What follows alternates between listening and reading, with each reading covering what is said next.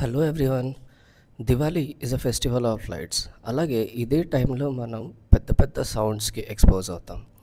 అలా జరిగిన వెంటనే ఒకవేళ మీకు వినడంలో ఏమైనా ఇబ్బంది ఉంటే, ఆ సడన్ హియరింగ్ లాస్ ఉంటే, అది sudden sensory neural hearing loss అయి ఉండొచ్చు.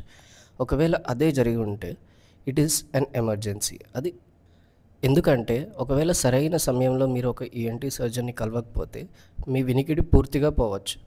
అదే మీరు 42 to 78 అవర్స్ లోపల ఈఎన్టీ దగ్గరికి వెళ్తే అక్కడ ఒక ఆడియోగ్రామ్ అనే ఒక టెస్ట్ మీకు జరుగుతుంది.